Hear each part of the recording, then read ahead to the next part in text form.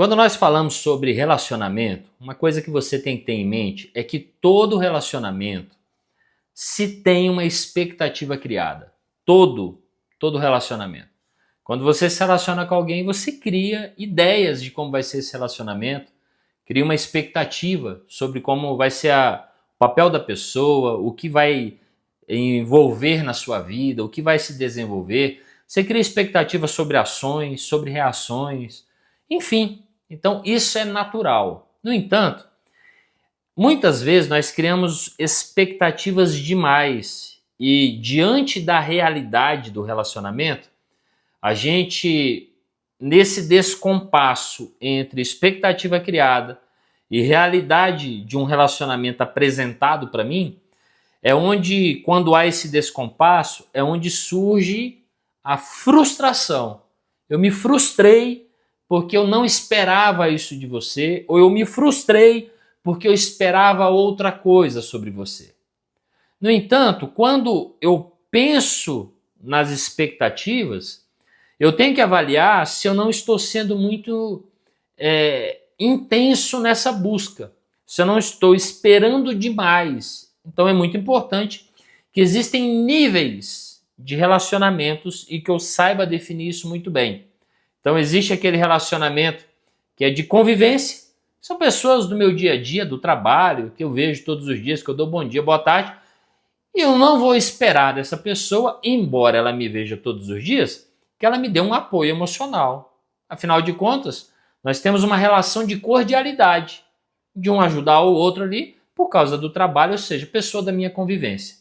Existe um nível mais profundo de relacionamento, que são as pessoas que me dão apoio, que são os amigos, que são familiares mais próximos. E aí quando eu falo de familiar, a gente tem que entender que às vezes o familiar ele pode ser alguém, apesar de ter um sangue, apesar de ter uma família, apesar de ter tudo isso, ele pode ser alguém apenas da minha convivência. Alguém que eu vejo na ceia de Natal, alguém que eu vejo no dia da Páscoa na igreja, enfim. Né? Uma pessoa que, embora seja familiar, é um parente mais distante, ou embora seja próximo, mesmo assim pode ser que, embora sejamos próximos de moradia ou de sanguinidade, a gente é apenas parceiro, é apenas colega, é apenas alguém de uma cordialidade familiar, de uma cordialidade de uma família, mas não é alguém que é de apoio, não é alguém que é tão próximo assim. Mas geralmente entre os apoiadores estão os mais próximos, estão os amigos, e existe um terceiro nível de amizade, de relacionamento, que eu crio uma expectativa ainda maior quando se fala em apoio emocional, que são as pessoas da minha intimidade, que aí é marido, esposa, namorado, amigo próximo, melhor amigo e assim por diante. E essa pessoa eu espero mais. Por que eu digo isso? Há uma necessidade de você estabelecer níveis de relacionamento na sua vida, porque pode ser que eu crie uma expectativa como se fosse alguém da minha intimidade para alguém que é apenas do meu apoio leve, né, apoio do dia a dia, ou para alguém que é apenas da minha convivência, que, entre aspas, não está nem aí para mim. Então eu tenho que entender isso. Se eu estou criando níveis, se eu estou estabelecendo níveis de relacionamento muito bem firmado na minha mente, para eu não esperar demais de alguém que não é tão próximo a mim. Então esse é um primeiro ponto. O segundo ponto é que às vezes a pessoa está bem estabelecida num nível de proximidade, no entanto, ela não sabe me ajudar, ela não tem como me ajudar, ela não entende como me ajudar. Então tem muita gente, eu vejo isso no meu dia a dia, pacientes, de amigos, que dizem assim: Eduardo, quando eu vejo alguém chorar, eu não sei o que fazer. Eu entro em desespero, eu mudo de assunto, eu digo que eu tenho um compromisso e saio dali, porque eu não sei o que fazer. Eu não sei. Eu me dá uma coisa ruim dentro de mim, porque ele pensa que ele tem que falar uma frase de impacto, tem que fazer uma frase filosófica, algo que vai me mudar, algo assim, sendo que na verdade eu nem quero ouvir nada. Eu só quero alguém que me ouça, eu só quero alguém que se importe, eu só quero alguém que não me julgue. Eu só quero alguém que diga assim: olha, Eduardo, eu não tenho a mínima ideia de como te ajudar, do que falar, do que fazer, mas eu posso chorar com você, eu posso te abraçar, eu posso estar aqui ao seu lado. A gente espera isso, mas às vezes a pessoa não entende isso. E eu tenho que saber disso, que nem todas as pessoas vão ter uma percepção do que é ajudar. Então, mais do que ter condições de ajudar, a pessoa tem que entender como se ajudar. E aí, às vezes, eu precisando de ajuda, eu posso até falar para a pessoa. Falar assim, olha, eu não quero que você me fale nada, eu só gostaria que você me ouvisse um pouco. Eu só gostaria que você me acolhesse um pouco, ficasse um pouco aqui comigo, passasse um tempo aqui comigo. Isso talvez já ajuda. Agora preste atenção. Às vezes, eu sabendo de pessoas que às vezes não têm como me ajudar, não sabem me ajudar, não conseguem me ajudar, às vezes eu tenho um deslocamento na minha expectativa criada dessa pessoa ter uma função de me construir na vida. E aí é um perigo muito grande. Porque eu preciso de alguém que ande comigo, mas que não ande por mim. Eu preciso de alguém que me ame, mas que não me construa.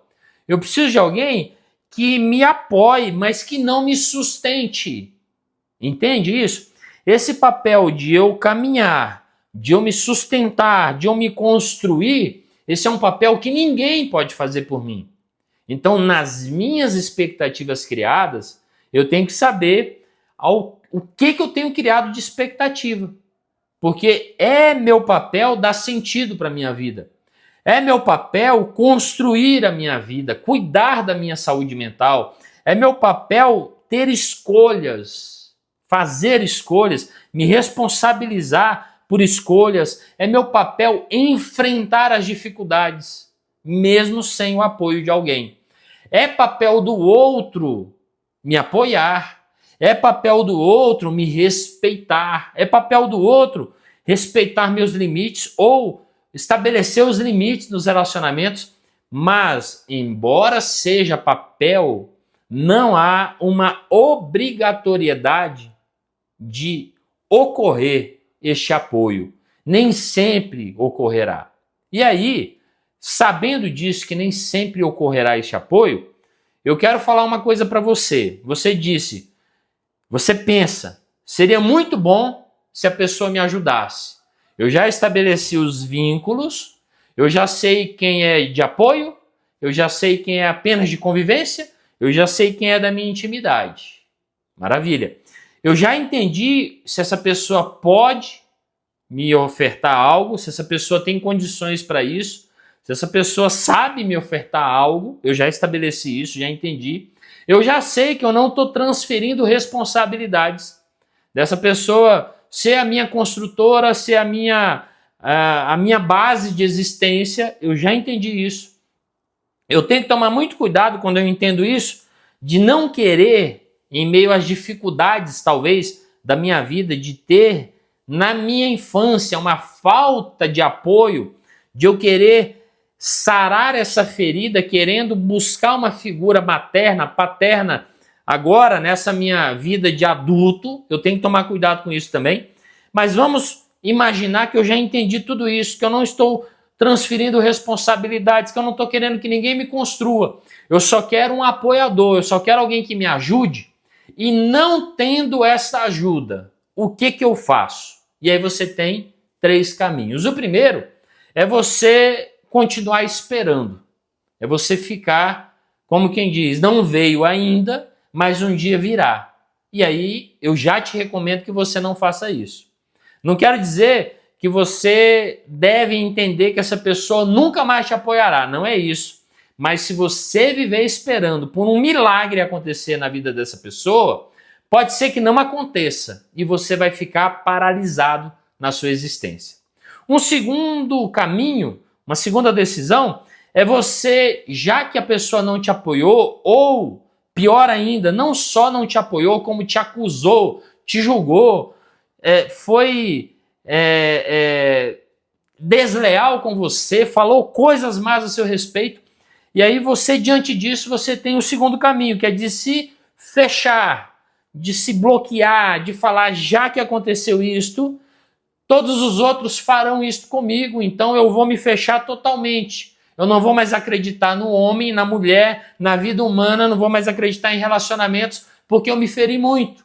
Então esse é o segundo papel, uma segunda decisão, um segundo caminho, e eu também não quero que você faça isso. Mas existe um terceiro caminho, e este é o que eu quero que você siga. Você é alguém que a pessoa não apenas não te ajudou, como ela foi cruel com você, foi rude, falou a seu respeito, expôs você para os outros, e aí você tende a se fechar e se amargurar e ficar tão sofrendo por conta disso. E a minha recomendação para você é: não generalize, não é porque a Joana foi mal que a Maria vai ser, não é porque o Antônio foi mal que o Marcos vai ser. Não, são pessoas diferentes. Não generalize. E a minha orientação para você, o caminho que deve ser seguido é o caminho da autorresponsabilidade, do protagonismo, do crescimento pessoal, de você entender que apesar de reconhecer que não houve essa ajuda, que não houve esse apoio, ou que houve algo ruim da pessoa em relação a você, você não vai ficar parado esperando que essa pessoa mude. Você não vai se fechar para que os outros não tenham espaço em você, não dá espaço para mais ninguém. O que você vai fazer é reconstruir a sua vida apesar da falta de apoio. O apoio é muito bom, mas ele não é necessário. A ajuda é muito boa, mas ela não é de uma forma que, se ela não ocorrer, inviabiliza a vida. Um grande erro é: se o outro me apoiar, aí eu consigo. E aí é que está o grande erro. Você consegue, mesmo sem o apoio do outro. Você consegue, mesmo sem a ajuda do outro. É isso que eu quero te mostrar.